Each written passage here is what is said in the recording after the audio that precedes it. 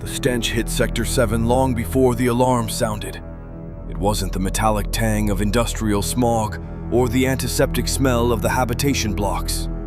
It was the heavy copper and rot scent of a slaughterhouse. Jaren, Paul's former supervisor at the ministry, stood on the observation deck of the Atlantic desalination hub. His cybernetic eyes zoomed in on the intake pipes that fed the city's water grid. Usually, the Atlantic Ocean was a regulated gray-blue, churned by the tidal generators. Today, it was thick. It was viscous. It was dark red.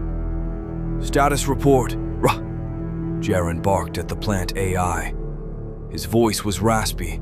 The sores from the first plague still covered his neck, weeping under his collar. "Filtration failure," the AI replied, its voice devoid of panic but heavy with glitching static. "Intake valves are clogged with biological material. Molecular analysis confirms hemoglobin, plasma, and platelets. It is human blood. Dead blood." Jaren gripped the railing. "The ocean? How much of it?" "All of it," the AI said. "Satellite telemetry confirms global saturation. The Pacific, the Indian, the Atlantic. Every living soul in the sea is dead." Jaren watched as a wave crashed against the seawall. It didn't spray, it splattered. It left a thick, coagulated residue on the white concrete. "Switch to the freshwater reserves," Jaren ordered, panic rising in his throat. "Pull from the Hudson aquifers." "I cannot," the AI said. "The aquifers are compromised. The rivers are compromised. The taps in the habitation blocks are dispensing grade A arterial fluid." Jaren pulled a flask from his pocket, his emergency ration. He unscrewed the cap. It was full of red sludge. He gagged, throwing the flask over the railing. He looked at the horizon. It looked like the world had bled out. 300 miles inland, in the hidden Canyon of Refuge, the sound of rushing water was the sweetest music on earth. Paul stood by the fissure in the rock. He held a clay cup under the flow. It was crystal clear, cold and sparkling with life. "It defies physics," Leo said. The boy was now 14, tall and strong, his mind sharp from Paul's teachings. "The aquifers connect. If the groundwater is blood down there, it should be blood up here." "Physics bows to the Creator, Leo," Paul said, taking a long drink. "We are drinking from the rock in the wilderness. It is a separate supply." Sarah walked up, carrying a basket of the manna wafers. She looked troubled, holding a portable shortwave receiver. "I picked up a broadcast from Region 1, she said. "They're dying of thirst, Paul. The electrolyte synthesizers can't keep up. They're trying to filter the blood, but the nanobots in the water keep breaking down." Revelation 16:6, Paul quoted softly. "For they have shed the blood of saints and prophets, and thou hast given them blood to drink, for they are worthy." "It feels cruel," Leo said, looking at the clear water in his hand. "It is justice," Paul corrected. "For 200 years they mocked the blood of the Lamb. Now they must drink the blood of the world they worshipped. It is the death of their ideology made liquid." Sarah adjusted the dial on the radio. The voice of the false prophet cut through the static, frantic and hateful. "Do not listen to the lies of nature. This is not God. This is bioterrorism. The resistance in the mountains has released a necro-virus into the water table. They are trying to dehydrate the peace. They are murderers." "He's shifting the narrative," Sarah said. "He can't fix the water, so he has to kill the scapegoat." "He knows where we are," Paul said, looking at the sky. "The water separates us. It's a beacon. Life here, death there. He's coming." The attack came at twilight. It wasn't a troop transport this time. The beast system had learned that ground troops were unreliable, too sick with sores, too thirsty to fight. This was a swarm. Thousands of autonomous Hornet drones crested the canyon rim. They looked like a black cloud against the bruising purple sky.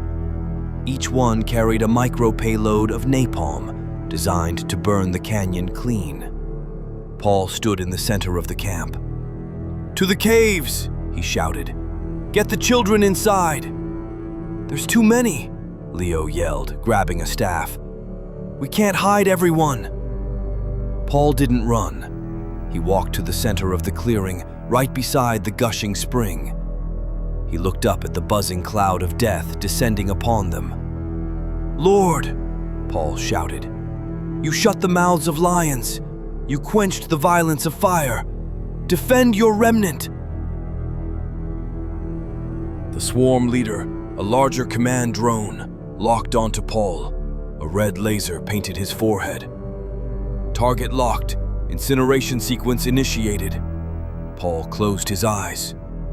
Crack! Boom! It wasn't a missile. It was the sky tearing open. A bolt of lightning, blue-white and thicker than a redwood tree, slammed into the canyon rim, but it didn't hit the ground. It branched out, arcing horizontally across the sky like a spiderweb of pure electricity. It hit the drone swarm. The sound was deafening, the screech of frying electronics and exploding fuel cells. The sky rained fire, but it was the wreckage of the enemy, not their weapons. The lightning didn't stop. It danced around the camp, a cage of high voltage. It struck every single drone with surgical precision. Inside the storm, the air smelled of ozone and rain. Outside, it was chaos. Within 30 seconds, the sky was clear. The ground was littered with smoking metal debris. Not a single tent was singed. Not a single hair on a believer's head was scorched. Paul opened his eyes. He looked at Leo, who was staring open-mouthed at the smoking remains of a drone at his feet. "The prince of the power of the air," Paul whispered, "just got evicted." Back in Sector 7, the charismatic leader watched the feed go dead in his command center. "The swarm is lost," a technician reported, his voice cracking with thirst. "Atmospheric anomaly, a localized superstorm." The leader slammed his fist onto the console. His skin was pale, his lips cracked and bloody. He grabbed a bottle of filtered hydration fluid, a pinkish, foul-smelling liquid that was the best they could produce. "They have weather control," the leader hissed. "They have tech we don't know about." "It's not tech, Eminence," the technician whispered, looking at the blank screen. "The lightning, it targeted the guidance chips. It was intelligent."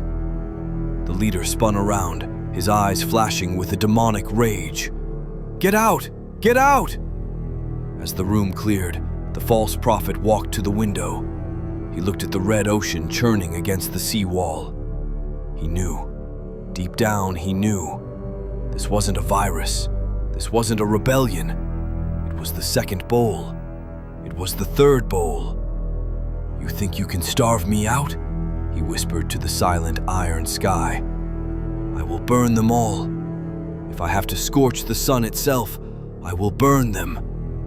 He turned back to the camera. He composed his face into a mask of tragic resolve. "Citizens," he prepared his speech, "the haters have attacked our water, but we will persevere. We will evolve past the need for water. We will ascend." He took a sip of the bloody water and forced himself to swallow.